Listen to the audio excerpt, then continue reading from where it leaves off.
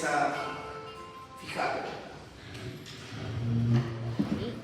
De hecho, vamos a recordar el concepto de órgano macizo y órgano hueco. Todos los órganos, y ahora que estamos en histología y sistemas, se pueden estudiar en base a su morfología.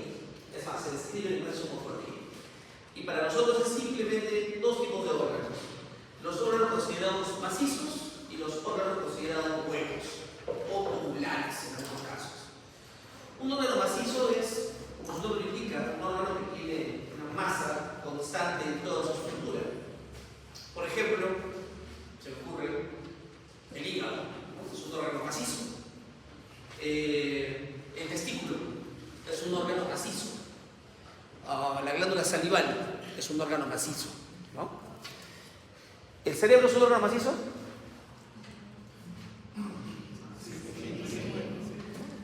El cerebro hueco, ustedes. El cerebro tiene ventrículos laterales, central, tercero y cuarto. O sea, es un órgano que tiene cavidades ahí en el centro. Por eso hemos visto incluso capas en la corteza, ¿no? Otro macizo, la glándula salival, en fin. Y hay órganos que no son macizos, sino que tienen una cavidad, como son considerados órganos huecos. Ahí, por ejemplo, un ejemplo típico sería el estómago. Es un saco que contiene en su interior aire o contenido gástrico, pero es un hueco. Otro ejemplo de órgano hueco, el tubo intestinal. Bueno, los pulmones podrían considerarse también huecos. El corazón, ¿no es cierto? Porque tiene un corazón hueco, ¿no? La uretra, las arterias, las venas, son órganos huecos, ¿no? Los órganos macizos usualmente se organizan en lóbulos. Tienen lóbulos o tienen básicamente lóbulos. Es la forma más común en que los anatomistas ordenan los órganos macizos. En cambio, los órganos huecos o tubulares tienen capas. Es la forma más común de describirlos a través de capas. Desde la masa interna o pegada a la luz, que es el hueco, se conoce como la luz o cavidad, hacia la masa externa, ¿no? Capas. Entonces ya tenemos una idea de los órganos desde el punto de vista morfológico, se estudian como macizos y huecos, y en histología a partir de ahora veremos de órganos huecos y de órganos macizos. Este es otro concepto que deberíamos recordar. ¿Qué es estroma y qué es parénquima en un órgano? Un órgano casi siempre tiene esos dos componentes, ya sea macizo o sea hueco, tiene estroma y tiene parénquima. ¿Qué dice el estroma?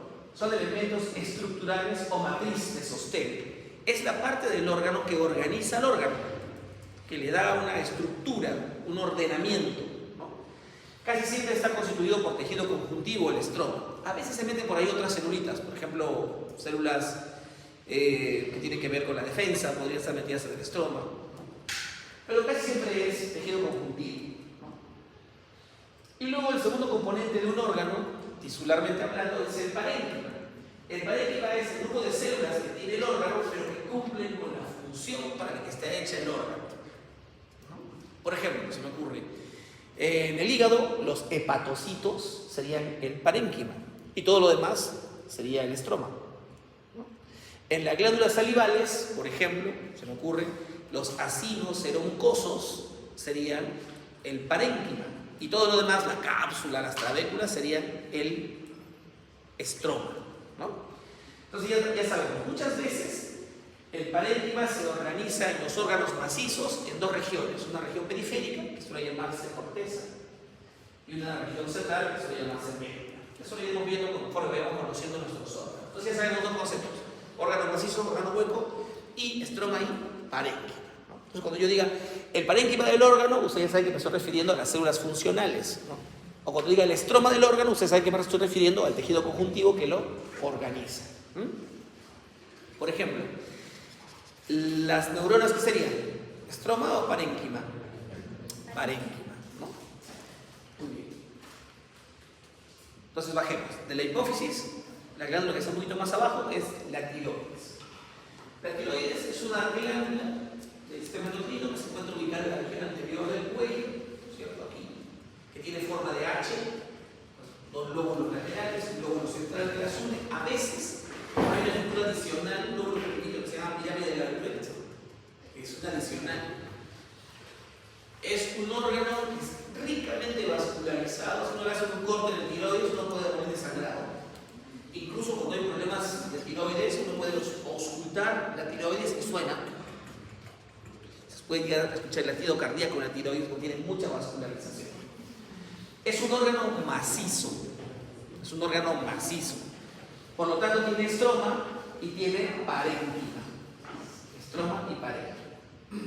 El estroma, ¿qué lo constituye? De hecho, una cápsula que envuelve o limita al órgano, que es el tejido conjuntivo muy laxo. Esa cápsula emite tabiques al interior del órgano. Hay tejido conjuntivo intersticial, fibras de colágeno 3 y muchos capilares, o sea, vasos sanguíneos. Y en ese tipo los capilares son del tipo fenestrado. En los órganos que tienen alto flujo metabólico, siempre el capilar suele ser fenestrado. Y las glándulas endocrinas, todas, la suprarrenal, la tiroides, la hipófisis, tienen capilares fenestrados, ¿no? Y en el parénquima, ¿qué tenemos en el parénquima? Tenemos las células tiroideas, que están organizadas formando folículos. Los folículos son una forma especial en la que se organizan las glándulas endocrinas. De hecho, son la tiroides. Y son unas estructuras esféricas, revestidas de un epitelio, y en el centro capturan una especie de líquido que se llama coloide, ¿no?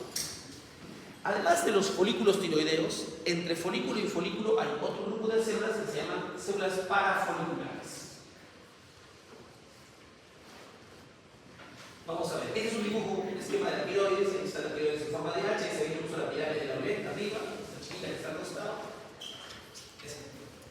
Y esa es la organización folicular. Bueno, obviamente los folículos son esferas, han sido cortados transversalmente, por eso se ven así. Estas células que están acá se llaman células tiroideas, ¿no? O células foliculares, ¿no? Son de un tipo epitelial, como es una glándula, cúbicas, ¿no? Son cúbicas de una sola línea, cúbicas simples, ¿no? De hecho, incluso en la zona apical, aquí, se ven microvellosidades. El centro está ocupado por un líquido que se llama coloide tiroideo. Y el intersticio, que serían estos espacios de acá, tiene un grupo de células que se llaman células parafoliculares, también conocidas como células C o parafoliculares. Es una imagen que muestra la histología del tiroides, ya de la imagen de verdad, un corte, en el que se pueden ver las células foliculares, el coloide y el intersticio con las células C o parafoliculares. Es un típico corte de tiroides. ¿Qué pasa con las células foliculares? Es decir, con estas de acá. Bueno, ya saben que son cúbicas simples, son células que están equipadas para producir proteínas, es decir, tienen reticulado plasmático rugoso, ribosomas adosados, tienen complejo de Golgi, ¿no? Un núcleo esférico central, una cromatina laxa, porque hay dinamismo, producción de proteína, hay mitocondrias, tiene gránulos de secreción, lisosomas, vacuolas en la región apical y microvellosidades, ¿no? Es una célula activa metabólicamente. Ya las conocen. Acá, por ejemplo, ¿qué puedo pensar de esta imagen? Así suele ser un tiroides normal. Pero ese tiroides de acá, luego el epitelio está un poco achatado, ¿no? Un poco planado. Y el coloide es más grande que en otros casos, ¿no? Es una condición especial de esa glándula, ¿no? Tiene abundante coloide que está achatando al epitelio, ¿no? Después también hay células parafoliculares, en fin. ¿Qué pasa con las células foliculares, con las células que están alrededor del folículo, ese epitelio simple cúbico? Ellas producen una proteína que se llama tiroglobulina. Producen la tiroglobulina y esa proteína la sueltan y la almacenan dentro del folículo, en el coloide, ¿no? La tiroglobulina está ahí en el coloide. Al mismo tiempo, estas células foliculares captan yodo de la sangre. De hecho, para que la hormona tiroidea sea liberada o se produzca o se fabrique, requiere como insumo mínimo el yodo. ¿En qué alimentos encontramos yodo? Pero la fórmula ya sabe CLNA. Yo pregunto, ¿en qué alimentos naturalmente encontramos yodo? ¿Ah? El rabanito. Los alimentos que son más ricos en yodo son los que provienen del mar. ¿no? Los mariscos, las algas tienen alto contenido de yodo. Pero ¿qué pasa? No toda la gente tiene acceso a comer alimentos del mar. Por ejemplo, la gente que vive lejos del mar, en el centro del África, por ejemplo, o en la sierra del Perú, que están lejos del mar, excepto el Inca, ¿no? El Inca sí podía comer porque le llevaban su pescadito fresco todas las mañanas. De mar, ¿no? Le comía lenguado, corvina, en fin. Pero el resto del pueblo, ¿no? Los ayllus, esos, los campesinos, no comían bien, ¿no? Entonces, ¿qué pasa cuando no comían bien? No tenían yodo en su dieta. Y cuando no tenían yodo en su dieta, sus células folliculares producían coloide, así que se llenaban de coloide. Pero para que ese coloide se convierta en hormona tiroidea, tiene que haber yodo. Y si no hay yodo, el coloide se acumula. Y la glándula crece de tamaño, se llena de coloide, con esos folículos enormes. Y esta condición se llama bocio. El bocio tiene muchas consecuencias porque está asociado al hipotiroidismo, porque si no hay hormona tiroidea, no hay metabolismo propio de la tiroides. Entonces el paciente con bocio tiene unas características que veremos un rato que son un problema. Para evitar que haya eso, los gobiernos en el mundo decidieron dar yodo complementario a la gente. Y dijeron, ¿qué es lo que todo el mundo come? Sal. Todo el mundo le echa sal a su comida. Nadie que, bueno, sacamos los plantensos, como yo, pero el resto le echa sal. Entonces dijeron, metamos el yodo a la sal. Apareció la sal yodada por ley. Se le produce un sal con yodo para poder evitar este problema del hipotiroidismo. Entonces, ya dijimos, la célula follicular produce la tiroglobulina y luego capta el yodo. Y lo que hace con el yodo, que lo capta como yoduro, es convertirlo en yodo tal cual, el elemento, ¿no? Y lo junta con la tiroglobulina. La tiroglobulina tiene unos radicales, que son radicales del tipo tirosito, y ahí le pega el yodo. Por lo tanto, yoda la tiroglobulina. ¿Cuándo lo hace? Cuando le ordenan producir hormona tiroidea. ¿Cuándo le ordenan producir hormona tiroidea? Cuando la hipófisis libera TSH, hormona estimulante del tiroides. Cuando le llega esa hormona a la glándula tiroides, la glándula se vuelve loca, empieza a captar yoduro, lo convierte en yodo, a la tiroglobulina que ella produjo y le empieza a yodar, ¿no? Listo. Cuando pasa eso, se da cuenta que la tiroglobulina es muy grande y tiene 5 yodos pegados, o sea, 7 yodos pegados, sí, 7 yodos pegados. Entonces lo que hace es, la mete a los lisosomas y la parte, ¡pah! Y así partida, o sea, reduce la tiroglobulina en partículas pequeñas con yodo y la suelta. Y esas son las hormonas tiroideas. La T3, que es una hormona que tiene 3 yodos, y la T4, que tiene 4 yodos. Y circulan así en sangre, la triodotironina y la tetrayodotironina. Pueden haber también con menos, pero esas radicales no funcionan. No salen, solo salen la T3 y la T4. Esto es lo que les acabo de explicar. ¿Qué producen las hormonas tiroideas? El efecto de la hormona tiroidea es un efecto metabólico puro. Ellas son como un orquestador, el director de orquesta de nuestro metabolismo. ¿Qué es metabolismo? ¿Cómo definimos el metabolismo? Ese es el metabolismo. Todas las reacciones químicas que se dan en nuestro organismo son el metabolismo. Así es la definición. Entonces, tiene que haber un director de orquesta que diga metabolismo así, 1, 2, 1, 2, al ritmo de salsa, ¿no? Ese ritmo lo marca la hormona tiroidea. No puede bailar al ritmo de balada porque estaría lento. No puede bailar al ritmo de cumbia porque estaría rápido. Tiene que ir al ritmo de salsa o de vals si quiere. 1, 2, 1, 2. No, eso es lo normal. Por lo tanto, siempre tiene que haber un adecuado nivel de hormona tiroidea. Si el nivel de hormona tiroidea cae, el ritmo del paciente cae y aparece una enfermedad que se llama hipotiroidismo. Y si el ritmo de la hormona se acelera, porque hay mucha hormona tiroidea, aparece otro efecto patológico que se llama hipertiroidismo con sus síntomas, ¿no? Entonces la hormona tiroidea, ya saben, estimula, por ejemplo, la respiración celular y la fosforilación oxidativa de las mitocondrias, de todas las células, es decir, activa el metabolismo celular. Aumenta el número de mitocondrias y el número de crestas. ¿Para qué? Para favorecer el consumo de energía, ¿no? Después, ¿qué pasa? Aumenta la absorción de hidratos de carbono del intestino. ¿Para qué? Para poner a disposición de las células energía, ¿no? En el embrión y el feto influye sobre el crecimiento corporal y el desarrollo del sistema nervioso. Póngase a pensar, ¿qué pasaría si una mujer gestante no recibe yodo? Si no recibe yodo, no tiene hormona tiroidea. Y si no tiene hormona tiroidea, ¿qué va a pasar con ese feto? ¿No? Casi todos los efectos son secundarios a sus efectos sobre el metabolismo. Ya dijimos, regula el metabolismo.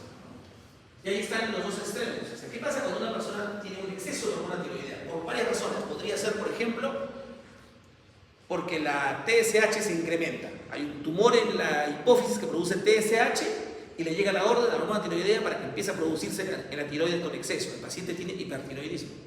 O puede ser que sea una propia inflamación de la tiroides y empieza a producir mucha hormona tiroidea. O un tumor de la tiroides y empieza a producir mucha hormona tiroidea. Entonces todo eso produce hipertiroidismo. Y en el hipertiroidismo uno se acelera, pues todo se acelera todo el metabolismo. Entonces, como el paciente tiene un metabolismo acelerado, consume mucha energía, entonces el paciente de hecho se baja de peso, lo ve flaquito. Aparece un signo común en el hipertiroidismo, como que los ojos saltan, ¿no? Exoftálmicos se llama. Es un paciente que además tiene un temblor fino. Tú dices, ¿con las manos así? El paciente tiembla. Es un paciente que tiene una piel suavecita. ¿Por qué? Porque cambia rápido sus epitelios de la piel, lo renueva constantemente, es suavecita. Pero tiene poquito pelo porque se le cae rápido el pelo, porque intenta intercambiar rápido, el crecimiento del pelo no lo llega a fijar y se le cae el pelo. Es un paciente que tiene taquicardia, su corazón siempre anda más de 100. Es un paciente que respira rápido, ¿no? Lo normal es respirar 16 a 20 veces por minuto, el paciente está respirando 25 o 40 veces por minuto en reposo. Es un paciente que tiene la temperatura corporal elevada. O sea, tú siempre lo tocas tibio o caliente, porque tiene todas las reacciones químicas funcionando, produciendo exotermia. Es un paciente que tiene tránsito intestinal acelerado, entonces el paciente tiene diarrea cada rato. Es un paciente que tiene eyaculación precoz. Se estimula, se toca y se viene, porque tiene todo acelerado. Es un paciente hipertenso, tiene siempre la presión elevada, porque tiene el metabolismo acelerado. Entonces, ¿eso es bueno? Es malísimo. Porque un paciente con ese cuadro está consumiendo mucha energía y no está abasteciéndose, está haciendo que su corazón, en vez de latir 80 veces por minuto, está haciendo 160 por minuto. Ese paciente, cuando tiene un pico de esa enfermedad, se llama crisis tiroidea, se muere. De hecho, cuando llegan pacientes con crisis tiroidea al hospital, les trancan sacarlos, ¿no? Se mueren, van cuidados intensivos e intentar bloquear el metabolismo, pero es complicado. Y muchos hipertiroideos debutan así, con crisis o tormentas tiroideas. Complicado. Todo lo contrario pasa con el paciente hipotiroideo. El paciente hipotiroideo, el paciente hipertiroideo, tú tienes un reflejo y ¡wow! Tiene hiperreflexia, ¿no? Te patea, ¿no? Quiere hacer todo el hipotiroideo. Se mete a hacer 100 cosas, pero nada hace bien, nada acaba, se cansa rápido. Todo lo contrario pasa al hipotiroideo. El hipotiroideo es un paciente que es un poquito más gordito, o sea, un poquito más lleno de peso. Por eso las mujeres dicen, cuando las veo gordas, dicen, es que estoy con la tiroides, dicen, pretextos, comelonas. Hay un aumento de peso, hay una piel gruesa y un poco áspera porque no se desprende el epitelio. El pelo es abundante, pero es tosco, es grueso porque crece más lento y se refuerza más. La paciente o el paciente para estreñido, ¿no? Tiene bradicardia, tiene hipotensión, tiene hiporreflexia. Tú le tiras una pelota, la ves pasar y después levanta la mano. Así, lentísimo es el hipotiroideo. Es estreñido, en fin, tiene todos los síntomas de un metabolismo lento y también se cansa rápido. O sea, no sirve el hipertiroideo, no sirve el hipotiroideo. Miren esta imagen, es una imagen de los 40 de una tribu africana. Miren los juegos. Ahí no llegaba yo. Entonces una tribu con gente así es un grupo de gente que es hipotiroidea. La gente con hipotiroidismo no produce y produce hijos defectuosos. El hipotiroideo niño se llama cretino. Entonces el cretino es el factor más tiroideo en el desarrollo fetal y en la infancia, entonces niño con retraso mental, ¿no? Entonces un pueblo así no es útil. Entonces hay que darle yodo. Es un hipertiroideo. Miren el exoftálmicos. Como saltan nosotros. Es fácil identificar un hipertiroideo. Bueno, ¿cómo está usted? ¿Qué gusto verte? Sí, vamos para allá, vamos para acá. ¿Qué cosa? Al baño, un ratito, todo diarrea. O sea, ese es el hipertiroideo. Para así, habla rápido, tiene todo acelerado. En cambio, el hipotiroideo le pesa el alma. Hola. Acá tenemos los creativos.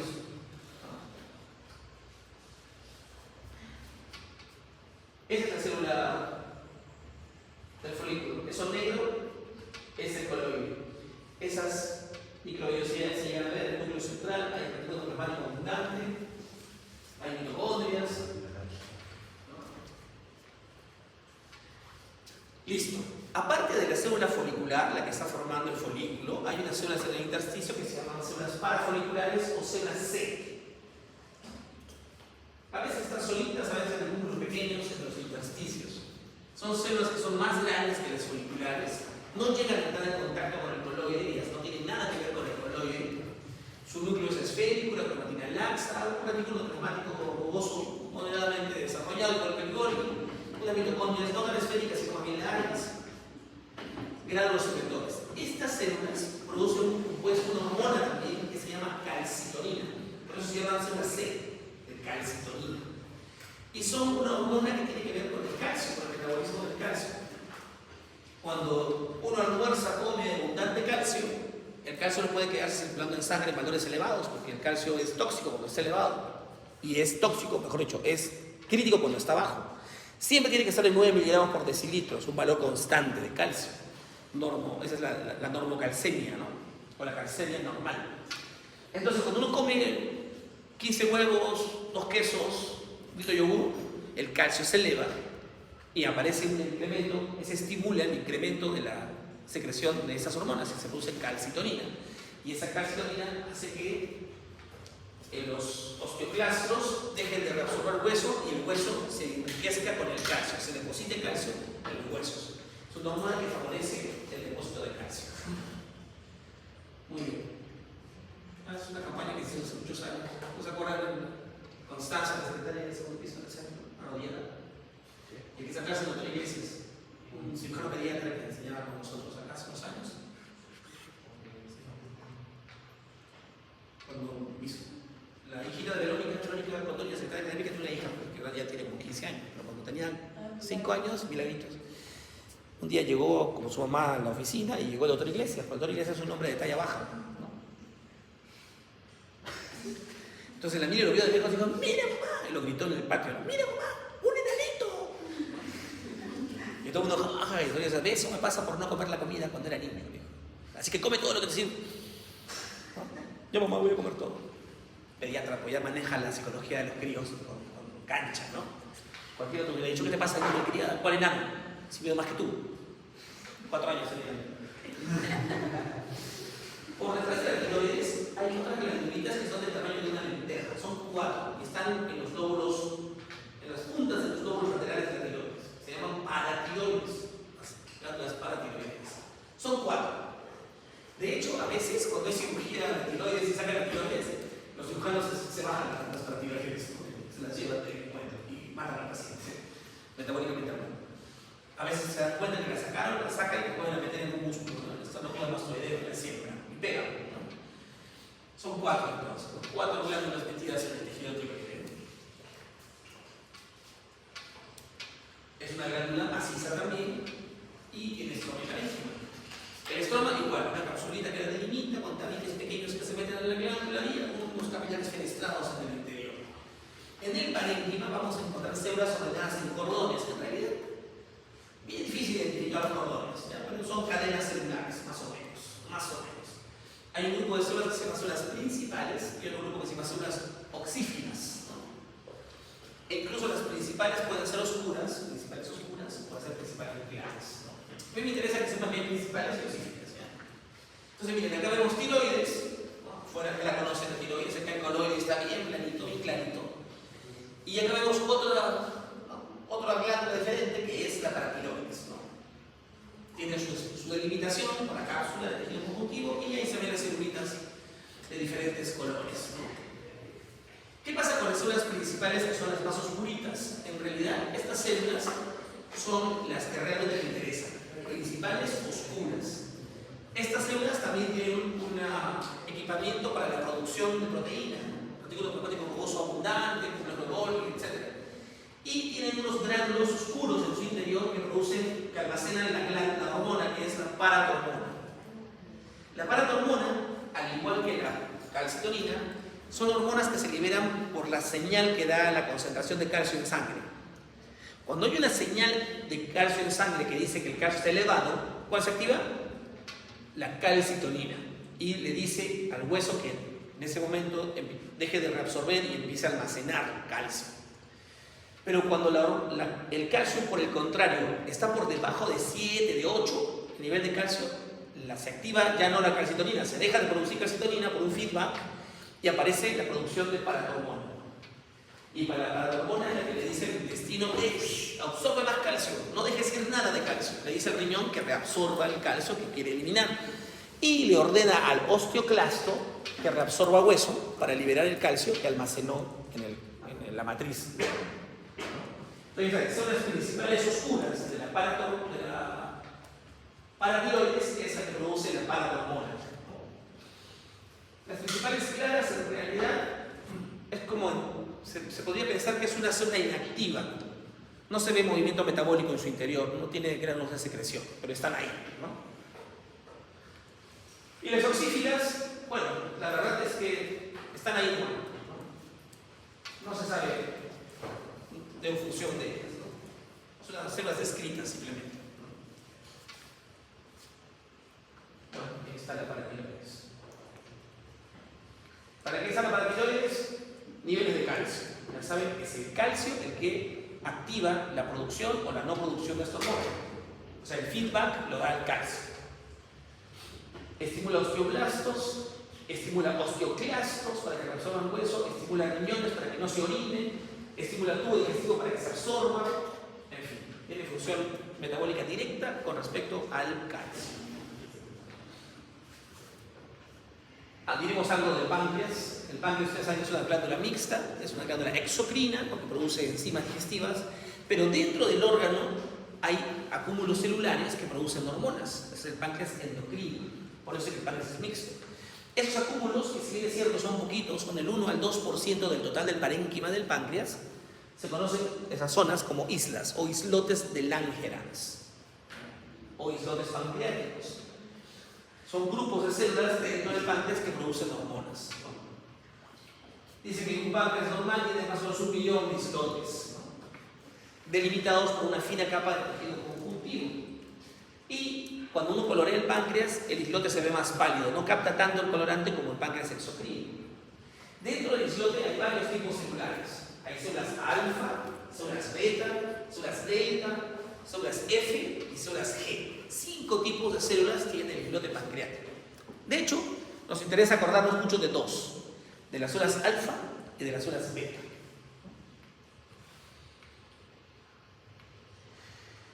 Dice que las células alfa son poco numerosas, son grandes y tienen gránulos gruesos. Producen una hormona que se llama glucagón, las alfa, el glucagón. Las células beta son más numerosas, están más al centro del islote y producen una hormona que se llama insulina, ¿no? La célula beta produce la insulina, una hormona famosa, ¿no? Estamos gorditos, ¿no? Rechazo o resistencia a la insulina. Bueno, las delta son bien escasas, las FOPP son muy escasas y las G también.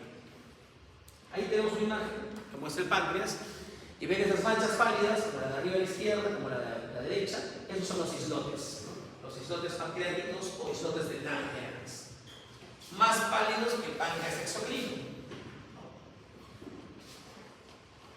Aquí se ve un islote, este es el límite del islote, un tejido conjuntivo que lo delimita, y en el centro están las células alfa, beta, etc., que producen las hormonas. Acá se ha pintado un colorante especial al páncreas endocrino, pero se ve un poco marroncito, ¿no? Las células alfa, glucagón. El glucagón es una hormona que activa el metabolismo, estimulando la glucogenólisis. Glucogenólisis, es decir, el glucógeno que tenemos guardado lo convertimos en glucosa, ¿no? Lo licuamos para soltarlo, glucógeno, o sea, lisis del glucógeno, ¿no? Y eso eleva la glucosa. Eso pasa cuando no comemos, ¿no? Cuando no comemos, por ejemplo, como ahora, yo me acuerdo de hambre que ahorita, se supone que todo el glucógeno que para cenar el desayuno, el hígado está siendo activado por glucagón para convertirse en glucosa y hacerle funcionar, ¿no? Lo contrario hace las células beta, que producen insulina. Lo que hace la insulina es cuando yo preparo mi fujada, el choclo, lomo saltado, todo eso, sube la glucosa en sangre, hace que esa glucosa se meta y se guarde en el hígado y en el resto de las células, ¿no? Hígado, músculo y demás células. Las demás células también producen algunas hormonas con funciones específicas, lo pueden leer, ¿no? Pero me interesa mucho que jueguen con el antagonismo entre glucosa, entre glucagón e insulina, que es una especie de antagonismo como el de calcitonina y paratormona. Más o menos por ahí funciona la cosa.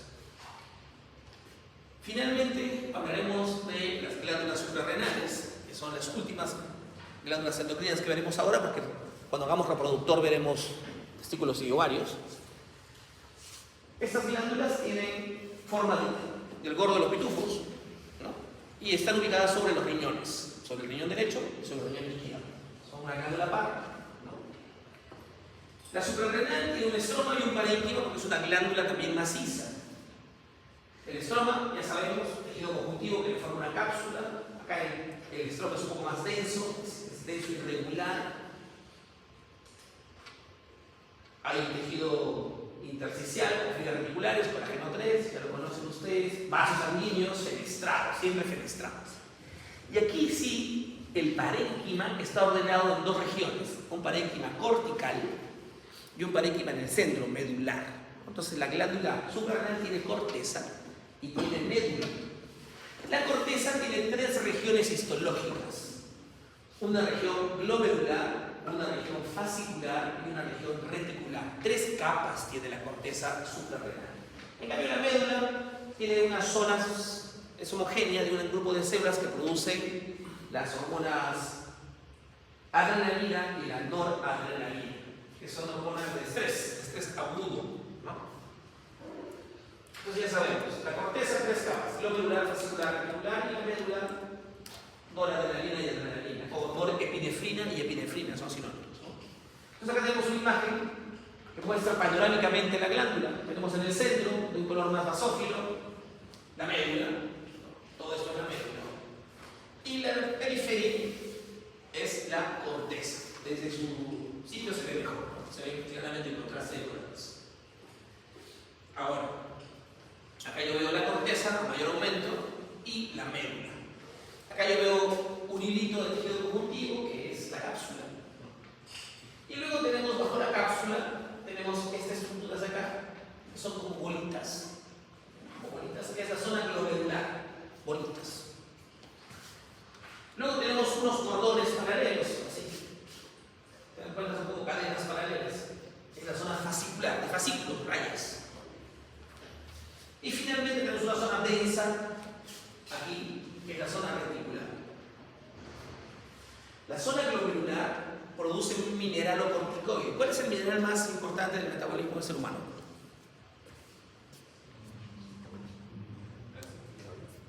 ¿Quién da otro? Calcio, dice acá. Es importante el calcio, pero es el más importante. Sodio. ¿Quién gana? ¿Calcio o sodio? Es el sodio. El sodio es despolarización, ¿sabes? El sodio es despolarización, así que ahí. Ya, entonces, el mineral más importante es el sodio. Y la hormona que es producida en la zona glomerular es un mineralocorticoide, es decir, un corticoide que maneja al mineral más importante, que es al sodio, a expensas del potasio, rescata sodio a expensas de perder potasio. Esa hormona se llama aldosterona. Aldosterona. Es un mineralocorticoide que maneja el sodio. La zona fascicular es la más gorda, la más grande, produce un corticoide también que maneja la glucosa en momentos de estrés crónico. Glucosa en estrés crónico. Esa hormona se llama, es un como maneja la glucosa, un glucocorticoide, porque maneja la glucosa y es corticoide de naturaleza. Ese glucocorticoide se llama cortisol. Es una hormona que tiene características muy importantes que en la farmacología, cuando vean ustedes terapéutica y farmacología, van a darse cuenta que van a usar esa hormona para muchas cosas. Es lo máximo, ¿no? O sea, A mí cuando me pica una abeja me tiene que poner, ¿no?, un esteroide de ese tipo. A ustedes cuando les ha dado una alergia les han dado, no sé, pues, prednisona, les han dado prednisolona, les han dado, es un corticoide, glucocorticoide, porque es un inmunomodulador. Y la zona reticular, que es chiquita realmente, produce hormonas sexuales masculinas, andrógenos, ¿no?, en los hombres y en las mujeres. Por eso es que las mujeres a veces tienen sus pelitos por ahí, o a veces su voz ronca, porque también tienen una cantidad, ¿no?, de hormonas androgénicas en su producción hormonal, ¿no? Ya dijimos que la médula secreta la epinefrina y la norepinefrina, que son hormonas de estrés agudo, ¿no? Cuando viene una agresión inminente, por ejemplo, estoy caminando por la calle y viene un perro, ¿no?, grandote y quiere morderme, entonces se activa mi médula suprarrenal y viene un chorro de, ¿no?, de esta hormona de epinefrina, ¿no?, de adrenalina. Y yo que hago en ese momento, aumento mi frecuencia cardíaca, vasodilando mis vasos sanguíneos en la musculatura, hago mi diálisis para ver mejor y preparo mi cuerpo para o pelear con el perro o correr, ¿no? Esa es la función que tiene esa. Eso dura poquito, ese chorro de estímulo hormonal dura poco, me voy a cansar. Porque es estrés agudo nada más, hasta que salga el problema. Pero también hay estrés crónico, por ejemplo. ¿Cómo sería un estrés crónico? Cuando tienes un examen, por ejemplo, en fin de mes, ¿no?, es un examen que depende de tu vida, ¿no? O cuando, por ejemplo, te van a operar, ¿no?, dicen tiene que sacarte el apéndice. Es un estrés que va a durar días. O te operaron un día y tienes días de postoperatorio, son 3, 4, 5 días. Eso es estrés crónico. Te quemaste el cuerpo, estrés crónico. O tu mujer te pega, te matraca, estrés crónico, ¿no? Cuando hay estrés crónico, la hormona que aumenta es el cortisol, ¿no? El cortisol. La zona glomerular, ya dijimos, produce aldosterona. Las zonas de esta zona glomerular son como bolitas. Una bolita, otra bolita arriba, otra bolita. Glomerular. Viene el nombre viene porque se parecen a los glomérulos renales. Por eso se pusieron glomerular. Un parecido morfológico, ¿no? En realidad no se parece mucho, pero bueno, el histólogo lo ordenó, le puso ese nombre, ¿no? Glomerular. La zona fascicular, ya dijimos, es la más abundante y son cordones paralelos, ¿no?, que salen en perpendicular a la cápsula. Y ¿por qué se llama espongiosita la célula? Cuando una célula tiene en su interior muchas bolitas huecas, muchos espacios, es como una esponja. Se llama espongiosito porque esta célula tiene mucho acúmulo de lípido en pequeñas esferas de inclusión lipídica en el citoplasma. Cuando yo proceso la lámina y uso alcohol, el alcohol diluye a la grasa y queda como una mallita, como una esponjita hueca, ¿no?, de todos los lugares que tuvo los acúmulos de lípidos, ¿no? Entonces se llama espongiosito, porque es como una esponja. Produce, ya saben, cortisol. Y así se ven cordones paralelos, ¿no? Y bueno, la zona reticular, las células más pequeñas que producen andrógenos, ¿no? Y ahí sale el borde de la médula y la zona reticular, la médula y la zona reticular.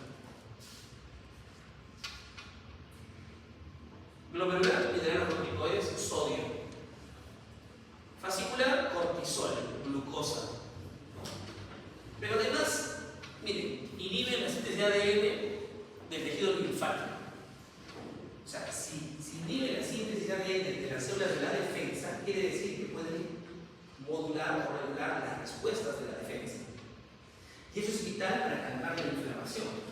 ¿Por qué? Porque cuando uno tiene una agresión en el cuerpo de cualquier tipo, las células de la defensa producen mediadores de inflamación. A través de la transcripción de su ADN producen moléculas proinflamatorias. Entonces el cuerpo sufre con esas moléculas. Hay dolor, aumento de volumen, temperatura, todo el estrés de esas moléculas inflamatorias nos dan esos síntomas y uno está mal. Pero ¿qué pasa? Viene la glándula suprarrenal y dice, ¿por qué le haces causar molestias al pobre cuerpo que está sufriendo por inflamación? Y produce cortisol. El cortisol llega a estas células de la inflamación y le dice, déjense de estar produciendo hormonas de la inflamación o moléculas de la inflamación y las células se calman. Entonces hay un efecto antiinflamatorio. Por eso usamos cortisol para la artritis reumatoidea, para el lupus eritematoso, para todas las inflamaciones. De hecho, cuando has tenido amigdalitis, has ido al médico y te han puesto una dexametasona, ¿no? Y tú dijiste, ¡oh, me curó, milagro! Farmacología básica, ¿no? Ojo, cuando uno lo usa mucho tiempo, aumenta la presión, redistribuye la grasa del cuerpo, aparecen los Cushing, es malísimo. Pero para una cosa puntual, funciona.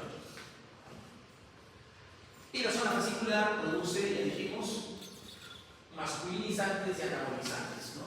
Parecidos a la testosterona. ¿Quién regula la corteza suprarrenal? La hormona adenocorticotrofina, o sea, es una hormona estimulante, trofina, de la corteza adrenal o suprarrenal. Adrenal es una forma en la que se refiere uno a la suprarrenal, ¿no? Adrenal. Adenocorticotrofina es la que favorece la síntesis de testosterona, de cortisol. Y la médula, ya dijimos, que es una estructura, son estructuras que producen las células de estrés. De hecho, la médula tiene un origen muy parecido al origen de las neuronas, ¿no? Son células que se agrupan en cordones. Y dijimos que son muy parecidas a las neuronas porque son células parecidas a los postganglionarios, por eso producen adrenalina, que es un neurotransmisor, ¿no? El neurotransmisor del estrés. Ahí está la médula, miren los vasos sanguíneos abundantes.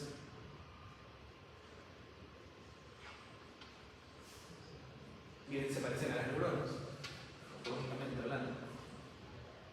Bueno, esos son células que tienen salicofuxina, ¿no? Es un ganglio nervioso. Está vinculado directamente a la glándula para favorecer, estimular su producción. Es un ganglio del sistema simpático. El sistema simpático activa la producción de hormonas de este tipo. Finalmente, volveremos a subir. Vamos a otra glándula que está vinculada al sistema nervioso, que se llama glándula pineal, que es esa glándula chiquita que está ahí atrás por encima del cerebro.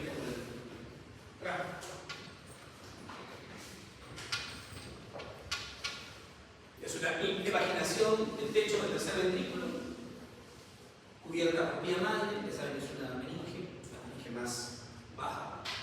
Tiene lobulillos, hay dos células acá, tiene pinealocitos, que son las células que producen la hormona, y astrocitos, que son las células que los sostienen estructuralmente como pasa en todo el tejido neuronal, ¿no? Hay conversiones de fosfato, carbonato de calcio. El pinealocito es el que produce la hormona. ¿Y cuál es la hormona que produce el pinealocito? Una hormona que se llama melatonina. La melatonina es una hormona que regula nuestro ciclo circadiano, es decir, nuestro ciclo de actividad y descanso, y es estimulada directamente por la luz. Cuando hay luz debemos estar en alerta, cuando hay oscuridad debemos estar en descanso. Ese estímulo luminoso es el que activa la producción de melatonina. De hecho, nosotros tenemos un caos con melatonina porque a veces tenemos horas extensas de luz cuando estudiamos o tenemos pocas horas de oscuridad, ¿no? Y nos generamos un estrés a ese nivel. A veces tenemos que tomar melatonina externa para poder dormir, ¿no? A veces volvemos loco el cerebro cuando, por ejemplo, ¿cómo vuelven loco a su pineal? ¿Cómo la volverían loca? ¿Cómo harían eso? Una forma de volver loco a la pineal es cuando ustedes, el jet lag, los que han cruzado el océano Atlántico, ya han tenido un día de luz de más de 8 horas, porque salen de día y llegan de día. Y la glándula dice, ¿qué pasó? O sea, 12 horas de luz, 14 horas de luz, no puedes estar, ¿no? Y tú tienes una crisis ahí porque no puedes dormir, tampoco puedes comer, te dan un poco de náuseas, tienes malestar 2 o 3 días. Cuando viajen a Europa van a tener ese problema. Se llama jet lag, ¿no? Jet lag. O sea, es complicado que su cerebro se acomode. Bueno, en juventud es un poco más fácil llevarlo, ¿no? Porque hay más fuerza de energía para sobreponerse. Pero como caminidad, sí, pues uno prefiere hacer un par de días de cama antes de salir a pasear, ¿no? Porque el jet lag molesta. ¿Por culpa de qué? De los pinealocitos y de la hormona melatonina. Ahí está la pineal. Y así se ve como sistema nervioso, muy parecido al sistema nervioso. Bueno, hay astrocitos, ¿no? Ahí están los pinealocitos. Ya saben. Ciclo circadiano, melatonina. Bueno,